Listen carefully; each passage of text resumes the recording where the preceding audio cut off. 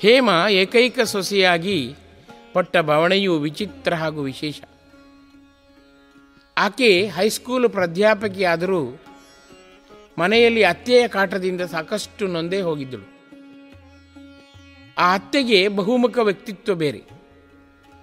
ಬೇರೆಯವರೊಂದಿಗೆ ನಗುತ್ತಲೇ ಮಾತಾಡುವ ಅತ್ತೆ ತನ್ನ ಸೊಸೆಯನ್ನು ಕಂಡಾಗಲೇ ಬರಿದೆ ಕೂಗಾಟದಿಂದ ಸ್ವಪ್ರತಿಷ್ಠೆ ಹೆಚ್ಚಿಸಿಕೊಳ್ಳುವುದು ವಿವಾಹವಾದಂದಿನಿಂದ ಸರ್ವೇ ಸಾಮಾನ್ಯವಾಗಿ ಬಿಟ್ಟಿತ್ತು.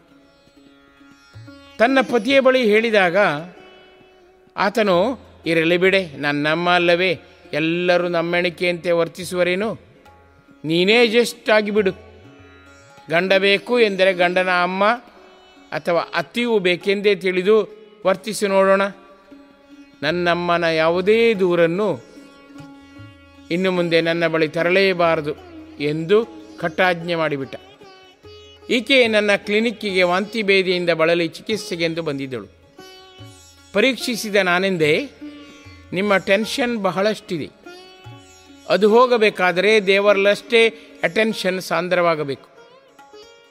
ಪಂಚಾಕ್ಷರಿ ಮಂತ್ರ ಸದಾ ಮನದಲ್ಲಿರಲಿ ಎಂದು ಹೇಳಿದಾಗಲೇ ಆಕೆ, ಇರುವ ಅತ್ತೆಯಿಂದಾಗಿಯೇ ನನಗೆ ಪೀಡೆ ಸರ್, ಕೂತರೆ ತಪ್ಪು, ನಿಂತರೆ ತಪ್ಪು, ಮಲಗಿದರೆ ತಪ್ಪು ಎಂದು ಶಾಪ ಕೊಡುವ ಪಿಶಾಚಿ ಸ್ವಭಾವವರದ್ದು.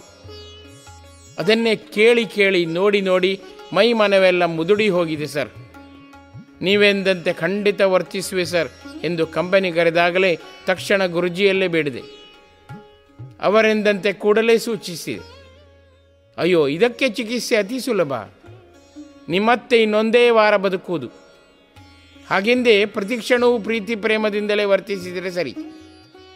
ಆಗ ಈ ತನಕ ನಿಮ್ಮಿಂದಾಗಿದ್ದ ದೋಷಕ್ಕೆಲ್ಲ ಪರಿಹಾರ ಆದಂತೆಯೇ ಎಂಬಾಗಲೇ 10 ವರ್ಷ ಕಳೆದಿದ್ದ ನನಗಿನ್ನು 1 ವಾರ ಪ್ಲೇಟ್ ಚೇಂಜ್ ಮಾಡಿಯೇ ವರ್ತಿಸಲು ಖಂಡಿತ ಕಷ್ಟವಾಗುವುದು ಸರ್, ಮತ್ತೆ ಬಂದು ಹೇಳುವೆ ಎಂದೇ ನಮಿಸಿ ತೆರಳಿದಳು. ನಾನು ನನ್ನ ಪ್ರಾರ್ಥನೆಯಲ್ಲಿ ಈ ಬಗ್ಗೆ ಸೇರಿಸಿಕೊಂಡಿದ್ದೆ. 2 ವಾರವಾದೊಡನೆ ಹೇಮ ನಗುತ್ತಲೇ ಬಂದಿದ್ದಳು.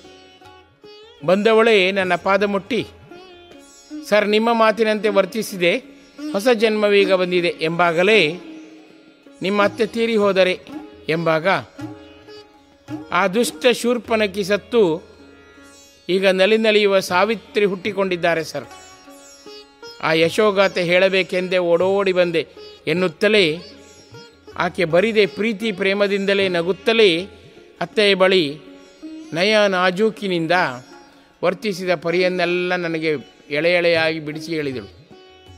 ಆ ಅತ್ತೆಗೆ ಈಕೆ ಇಷ್ಟು ಮೃದು ಹೌದೇ ಎಂಬ ಸಂಶಯವಾಗಿ ಮತ್ತಷ್ಟು ಟೆಸ್ಟ್ ಹಾಗೂ ಟ್ವಿಸ್ಟ್ ಮಾಡಿದ್ದಿದೆ. ಏನಿದ್ದರೂ ಅವರ ಆಯುಷ್ಯ 7 ದಿನ ಮಾತ್ರ ಎಂದುದಕ್ಕೆ ಈಕೆ ತುಟಿ ಪೀಠಕ್ಕೆನ್ನದೆ ನವಿರಾಗಿಯೇ ವರ್ತಿಸಿದ್ದಳು.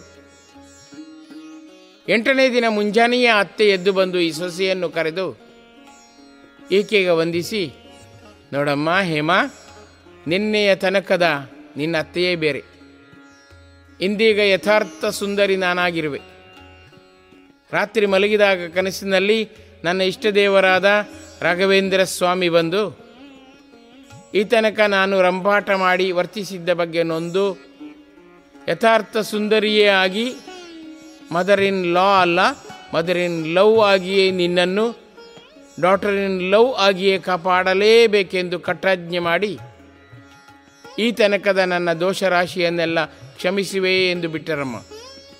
ನೋಡಮ್ಮ ಹೇಮ, ಇನ್ನು ಮುಂದೆ ನಾನು ಬೇವಿನ ಮೂಟೆ ಅಲ್ಲವೇ ಇಲ್ಲ, ನಿಜಕ್ಕೂ ನನ್ನೊಳಗೂ ಸಕ್ಕರೆ ಇದೆ ಎಂದು ನಿನಗೂ ತೋರಿಸುವೆ. ಆದದ್ದಾಯಿತು, ನನ್ನನ್ನು ಕ್ಷಮಿಸಮ್ಮ ಎಂದು ಪುನಃ ಕಣ್ತುಂಬಿ ಗೋಗರೆದರು. ನಿಜ, ಪ್ರೀತಿ ಹಾಗೂ ಕ್ಷಮೆ ಅಕ್ಷಯವಾದಾಗ ಪರಮಾದ್ಭುತ ಪ್ರತಿಕ್ರಿಯೆ ಎಲ್ಲೆಲ್ಲೂ ಎಂಥವರಿಂದಲೂ ಯಾವಾಗಲೂ ಕಾಣಬಹುದು. ಮೊದಲು ನಾವು ನಮ್ಮನ್ನು ತಿದ್ದಿಕೊಂಡು ಜಗತ್ತಿನಲ್ಲಿ ಒಬ್ಬ ಮೂರ್ಖ ಕಡಿಮೆಯಾಗುವಂತೆ ಪ್ರಯತ್ನಿಸಲೇಬೇಕು. ಇರಲಿ ಬಿಡಿ, ನಶ್ವರ ಬದುಕಿನಲ್ಲಿ ಸುಜ್ಞಾನ ಹೀರುತ್ತಲೇ ಸೋತರೂ ಗೆಲ್ಲೋಣ.